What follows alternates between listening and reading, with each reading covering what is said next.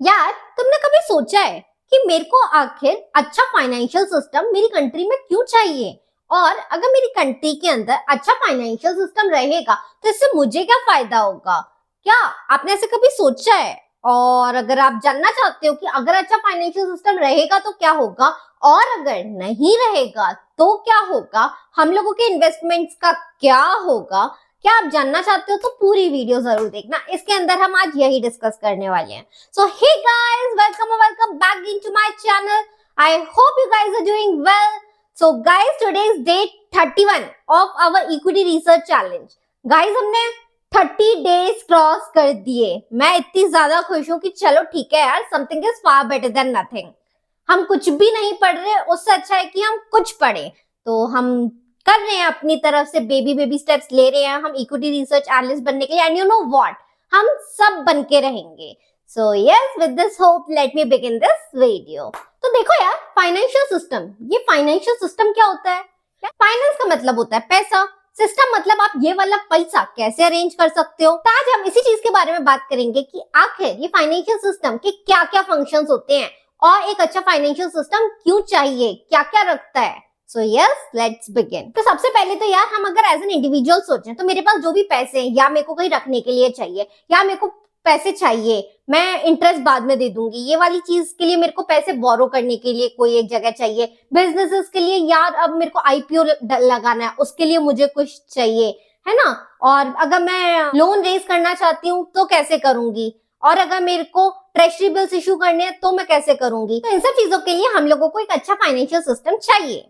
Interest rates match करने के लिए भी मेरे को एक अच्छा फाइनेंशियल सिस्टम चाहिए। अब होगा क्या, बोरो करने वाले ज्यादा लोग हैं, सप्लाई कम है पैसे की, ये सब चीजें मैनेज करने के लिए भी तो कोई होना चाहिए, राइट। थर्ड पॉइंट होता है एलोकेशन ऑफ कैपिटल। यार, मेरे पास फंड्स बहुत कम है, अब उसको मैं अच्छे से एलोकेट करूं कि मेरे को मैक्सिमम उस चीज से फायदा हो। कहने का मतलब मेरे पास 100 रुपए ही है, अब मैं उस 100 रुपए में भी सबसे अच्छा शेयर खरीद सकूं कि मेरी यूटिलिटी सबसे ज्यादा हाई हो। ठीक है, कहने का मतलब the most efficient use of my fund in order to generate a good amount और a good unit of return when compared to the risk. Simple सी बात है, ठीक है। तो गाइस, अभी हमने जो भी डिस्कस किया इसको हम थोड़ा डीप में समझने की कोशिश करते हैं कि आखिर फाइनेंशियल सिस्टम्स क्या क्या करता है हमारे लिए। तो गाइस, जो मैंने सबसे पहला पॉइंट बोला था, एज एन इंडिविजुअल अगर हम सोचेंगे मेरे पास पैसे बहुत ज्यादा है, मैं उसको सेविंग्स अकाउंट में डाल देती हूँ, फिर मेरे को वो देगा। तो यार, इसी चीज को हम ना थोड़ा और अच्छे से समझने की कोशिश करते हैं। तो अभी हमने जो भी चीज बातें की ना कि मेरे को पैसे चाहिए, मेरे को चाहिए मेरे शेयर्स जल्दी से बिक जाए, ये सब चीजों को हम लिक्विड मार्केट कहते हैं। कहने का मतलब हम हमेशा चाहते हैं हमारी फाइनेंशियल मार्केट लिक्विड हो, मतलब मुझे जब पैसा चाहिए तब मेरे को मिल जाए इजिली। मान लो मेरे पास मेरा घर है, ठीक है, मैं उस घर को बेच के पैसे ले सकती हूँ, पर मेरा घर ही नहीं बिक रहा, तो ये गलत बात है, राइट। इसी चीज को हम कहते हैं लिक्विड मार्केट। कहने का मतलब मैं, मेरे पास जो भी मेरे सिक्योरिटीज हैं उसको मैं जल्दी से सेल ऑफ करके क्या पैसा बना पा रही हूँ। आज की डेट में मेरे पास शेयर्स वेयर्स पड़े हुए हैं, पर या कोई खरीदने के लिए रेडी नहीं। तो अगर ऐसे मार्केट्स रहेंगे आपके, तो आपके पास पैसे कैसे आएंगे? इसलिए हम चाहते हैं कि हमारा फाइनेंशियल मार्केट हमेशा लिक्विड हो। मेरे को जब पैसे चाहिए मैं उस चीज से पैसे बना सकती हूँ। कहने का मतलब wherein you are able to sell your securities and convert it into money within a very short span of time and that too at a fair value। मान लो आपके घर की वैल्यू 80 लाख है, अब आप उसको 50 लाख में बेच दोगे, तो यार ये तो गलत बात है ना। अब आपको 30 लाख का नुकसान क्यों सहोगे आप? जस्ट बिकॉज आपको पैसे चाहिए थे, आप उसको फेयर वैल्यू पे नहीं बेच पाए, तो ये भी एक तरह का लिक्विड मार्केट नहीं है, राइट। हम चाहते हैं कि आप कम से कम टाइम में एकदम फेयर वैल्यू पे अपने उस सिक्योरिटी, उस एसेट से पैसे बना सको, उसी चीज को हम कहते हैं लिक्विड। तो हमारा फाइनेंशियल सिस्टम सबसे पहले लिक्विड होना चाहिए, ठीक है।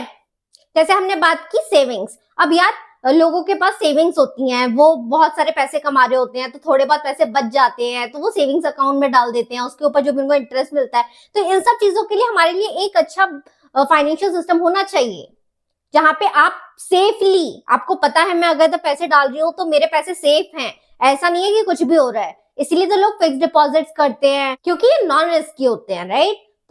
जैसे मैंने अभी सेविंग्स की बात की, सिमिलरली आ जाता है बोरोइंग्स। अब यार आपके पास तो बहुत ज्यादा पैसे हैं, आप अपने सेविंग्स अकाउंट उन सब चीजों में डाल रहे हो, जिसके पास नहीं है, जिनको चाहिए, जिनको जरूरत है, उनको दे सकते हैं। तो एक अच्छे फाइनेंशियल सिस्टम में ये भी होना चाहिए कि जिनको पैसे चाहिए उनको मिल जाए और उनकी क्रेडिबिलिटी के अकॉर्डिंग मिले। ऐसा नहीं है कि यार ये बंदा मेरे पैसे भी नहीं लौटा पाएगा और मैं उसको पैसे दे रहा हूँ। तो अकॉर्डिंग टू क्रेडिबिलिटी, एक अच्छा फाइनेंशियल सिस्टम क्रेडिबिलिटी के हिसाब से लोन दे सके, तो उसी को कहते हैं हम बोरोइंग्स। और मैं इंडिविजुअल पर्सपेक्टिव से बात कर रही हूँ, सिमिलरली बिजनेसेस के लिए भी जाता है, ठीक है। नेक्स्ट पॉइंट आता है हमारा इशूइंग इक्विटी। अभी हमने ये बात की थी आईपीओज और इन सब चीजों के बारे में, हमने इससे पहले भी डिस्कस कर रखा है कि हम लोगों की कंपनीज जो होती हैं जब वो फर्स्ट टाइम अपने शेयर्स को पब्लिक को देना चाहती है तो हम उसको आईपीओ बोलते हैं। ऐसी चीज के लिए भी हमको एक अच्छा फाइनेंशियल सिस्टम चाहिए। अगर आपका फाइनेंशियल सिस्टम ही बेकार है, आप पब्लिक को अच्छे से अपने शेयर्स वेयर्स नहीं दे पा रहे हो, या फिर आपका जो मार्जिन है जो आपको टैक्सेस देने पड़ रहे हैं इन सब चीजों के ऊपर वो बहुत ज्यादा हाई है, तो यार ऐसे सिनेरियोज में कोई भी बिजनेस ऐसी आईपीओ ज्यादा नहीं निकालेगा, राइट। वो सब फेवरेबल होना चाहिए हम लोगों के इनके लिए। नेक्स्ट होता है रिस्क मैनेजमेंट। अब देखो यार, रिस्क मैनेजमेंट तो आपको पता ही है कि हर एक बंदे को किसी ना किसी चीज से डर लग रहा होता है। हमारे कंपनीज भी होते हैं किसी ना किसी चीज से डर रहे होते हैं। लेट्स से अगर आप इंपोर्ट एक्सपोर्ट में हो, आपका सामान शिप से जा रहा है, तो यार अगर आपकी शिप डूब गई, कुछ हो गया, तो उन सब चीजों के लिए इंश्योरेंस होना बहुत जरूरी है। मतलब कोई भी चीज जो आपको हेज कर सके, सेफ्टी दे सके, है ना, तो वो वाली चीज के लिए हमको रिस्क मैनेजमेंट की बहुत ज्यादा जरूरत होती है। तो अगर आप लाइफ इंश्योरेंस के बारे में देखेंगे, इंश्योरेंस के बारे में देखेंगे, ये सब उन्हीं सब चीजों का एक एग्जाम्पल है। तो हम लोगों का एक अच्छा फाइनेंशियल सिस्टम ना रिस्क हेज करने के लिए हम लोगों को अपॉर्चुनिटी देना चाहिए। ऐसा नहीं है कि लोगों को डर लग रहा है उस चीज से और फिर उसके बाद भी वो वाली चीज चलती रहे, है ना। मान लो मेरे को मेरी बहन के लिए हर एक साल एटलीस्ट नेक्स्ट 4 इयर्स तक फीस भरनी है उसकी, ठीक है। तो यार मैं बहुत ज्यादा डरी हुई हूँ कि अभी मार्केट क्रैश हो जाएगा, ये हो जाएगा, ये डॉलर का प्राइस बढ़ जाएगा, ऐसा हो जाएगा, ओ माय गॉड मैं कैसे भरूंगी अपनी दोस्त की फीस या फिर अपनी बहन की फीस। तो देखो यार, हम लोग उस सिनेरियो में क्या कर सकते हैं, हम डेरिवेटिव्स का कॉन्ट्रैक्ट खरीद सकते हैं, राइट। हम हेज कर रहे हैं, हमको जिस चीज से डर लग रहा है हम उसी चीज के ऊपर वो कर रहे हैं, तो हम लोग करेंसी हेज कर सकते हैं, है ना। पर ये चीज तभी पॉसिबल है जब आपका फाइनेंशियल सिस्टम अच्छा हो आपकी कंट्री के अंदर। वही अच्छा नहीं है तो आप कुछ नहीं कर पाओगे। एक्सचेंजिंग एसेट, सीधी बात है यार, हम लोगों की अगर फाइनेंशियल सिस्टम स्ट्रांग है तो हम लोग करेंसी एक्सचेंज कर सकते हैं, ठीक है। अब आप इंपोर्ट एक्सपोर्ट का बिजनेस करते हैं तो आपका डिनोमिनेशन एक करेंसी में होगा, आप पेमेंट किसी दूसरी करेंसी में कर रहे होगे, तो ये सब चीजों को हम लोग एक्सचेंज ऑफ एसेट्स बोलते हैं। ये वाली चीज भी आपकी सॉल्व हो जाती है अगर आपका एक अच्छा फाइनेंशियल सिस्टम है तो। नेक्स्ट होता है यूटिलाइजिंग इन्फॉर्मेशन। यार ये बहुत ज्यादा इंपॉर्टेंट चीज होती है। आपने शेयर मार्केट के अंदर सुना होगा कि इनसाइडर ट्रेडिंग चल रही है, ये चल रहा है, ऐसा हो रहा है, वैसा हो रहा है। तो यार इंफॉर्मेशन जो होती है ना वो एकदम पब्लिक लेवल पे अवेलेबल होनी चाहिए। किसी को भी प्राइवेटली ओन्ड इंफॉर्मेशन नहीं होनी चाहिए जिसका वो फायदा उठा के अलग से प्रॉफिट कर सके। तो एक अच्छा फाइनेंशियल सिस्टम जो होता है ना वो publicly available data of information पे वर्क करता है, ना कि प्राइवेटली ओन्ड इंफॉर्मेशन के ऊपर, ठीक है। नेक्स्ट हम लोगों ने जैसे डिस्कस किया था, यार एक ऐसा इंटरेस्ट रेट होना चाहिए कि जो फीजिबल हो मेरे बोरोवर के लिए भी और जो लेंड कर रहा है उसके लिए भी, राइट। तो इस चीज के लिए हम लोगों का जो इक्वेट किया जाता है डिमांड और सप्लाई का कर्व, है ना, वो वाली चीज बहुत ज्यादा एक्यूरेटली प्रेडिक्ट करनी चाहिए फाइनेंशियल सिस्टम को, वरना बहुत ज्यादा दिक्कत हो जाएगी। सीधी बात यह है कि आपको एक्यूरेटली जहां पे भी आपका कर्व मैच हो रहा है, इक्वेट कर रहा है, वो वाला जो पॉइंट है आपको बहुत अच्छे से उसको प्रेडिक्ट करना चाहिए। उसके ऊपर एनालिसिस जो है आपकी वो और ज्यादा डीप डाउन होनी चाहिए, क्योंकि ये बहुत इंपॉर्टेंट रोल प्ले करेगा इंटरेस्ट रेट्स के लिए। क्योंकि इंटरेस्ट रेट्स 1% भी घटता है या 1% भी बढ़ता है वो बहुत ज्यादा इंपैक्ट करता है हम लोगों के एज एन इंडिविजुअल को भी, एज अ फर्म को भी। तो ये वाली चीज हमारे फाइनेंशियल सिस्टम में बहुत ज्यादा इंपॉर्टेंट है, ठीक है। अब मान लो आज की डेट में आपको 8% पे बिजनेस लोन मिल रहा है, यही आपका 2 महीने बाद 20% हो गया, तो यार कितना ज्यादा बड़ा इंपैक्ट हो गया, राइट।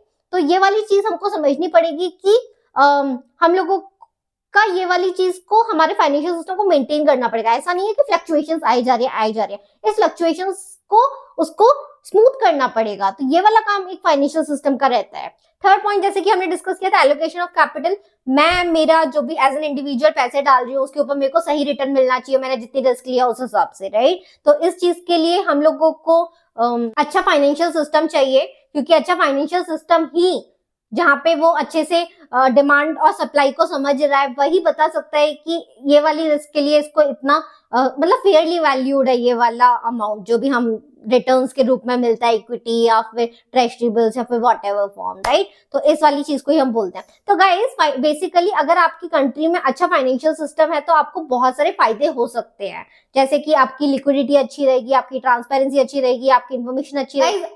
इससे हमें ये समझ में आता है कि अगर आप एक ऐसी कंट्री में रहते हो जहाँ पे फाइनेंशियल सिस्टम बहुत बेकार है, तो हो सकता है कि बहुत कम लोग हो वहां पे बहुत रिच हो, लेकिन वो बहुत ज्यादा ही रिच होंगे, और जो बहुत आपकी मेजर पब्लिक है वो बहुत ज्यादा पुअर हो। इनकम इक्वालिटी बहुत ज्यादा हो सकती है क्योंकि इन्फॉर्मेशन मिसमैच रहेगी, थोड़े लोगों को प्राइवेटली ओन इन्फॉर्मेशन रहेगी, थोड़े लोगों को नहीं रहेगी। इन सब चीजों में हम लोगों का फाइनेंशियल सिस्टम एकदम बेकार हो जाता है। तो इसीलिए बहुत ज्यादा इंपॉर्टेंट होता है कि आप एक ऐसी कंट्री में रहो जहाँ फाइनेंशियल सिस्टम स्टेबल हो, अच्छा हो।